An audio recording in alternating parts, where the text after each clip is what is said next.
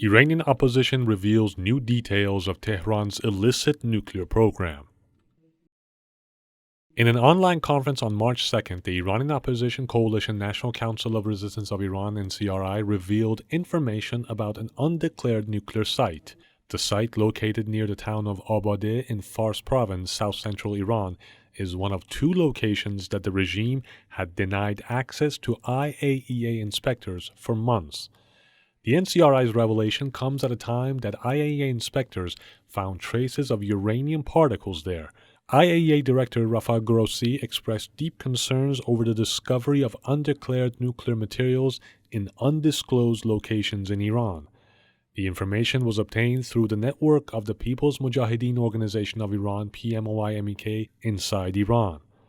The site in question was built under the supervision of Revolutionary Guards IRGC contractor companies in the mid-1990s and is part of a project managed by the Organization of Defensive Innovation and Research, known by its Persian acronym of SPND.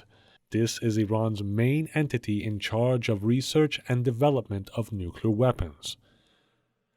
The Abadeh site is involved in the Madivan project, an initiative led by SPND subsidiary Medfaz, the Center for Research and Expansion of Technologies on Explosions and Impact, which is engaged in the research and construction of nuclear high-explosive detonators.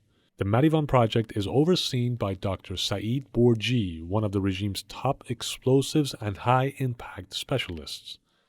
According to internal SPND reports, for years Borji worked directly with IRGC Brigadier General Mohsen Fakhrizadeh, the director of SPND, aka Ahmad. Fakhrizadeh was killed in the outskirts of Tehran on November 27, 2020.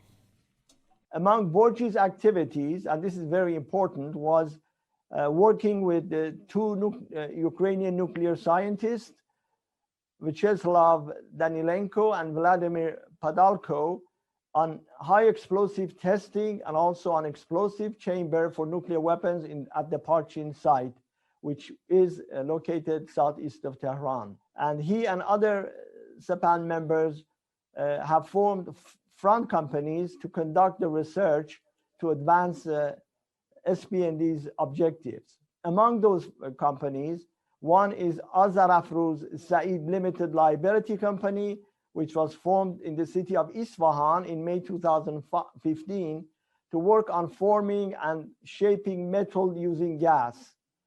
And Borji was the vice chairman of the board.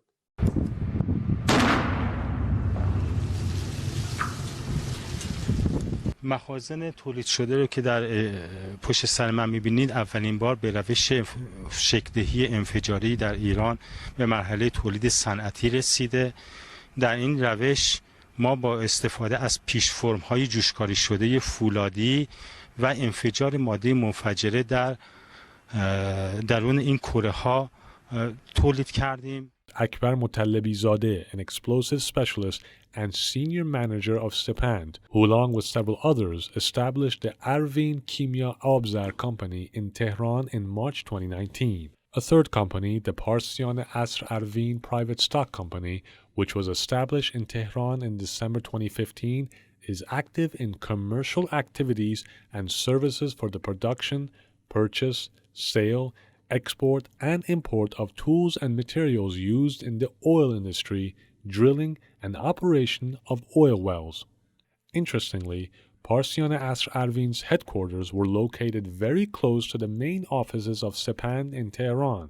The company was dissolved in March 2018. Because the IAEA had inquired into its activities, including the detonation of multiple explosives at the same time, which had dual use in connection with the explosion of nuclear weapons, EBW, explosive bridge wires. And of course, the mullahs falsely claimed that it needs technology to operate oil wells. The regime is using these and possibly other companies to continue secretly pursuing nuclear weapons research and development.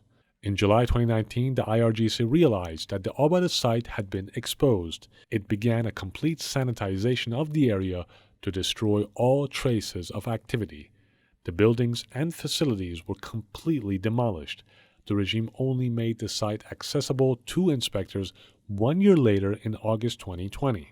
The process to sanitize the site was very similar to processes implemented in Shian Davizan in 2004, as well as a part of the Parchin site in 2012, where there was a special explosive chamber, Safavi said. Over the past 2 decades, the NCRI has made more than 100 revelations on different aspects of the Iranian regime's nuclear program. Nuclear weapons are a vital part of the mullah's regime's strategy for survival, especially as they are faced with increasing unrest at home and isolation abroad.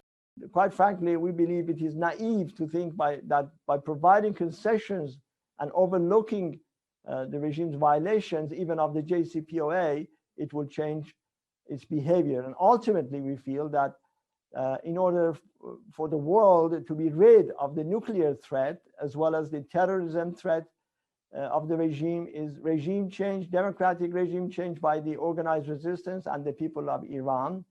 And if the international community is genuinely seeking to prevent the central bank of terrorism from obtaining nuclear weapons, it must exercise firmness and hold the regime accountable for its action, including its nuclear height and cheat.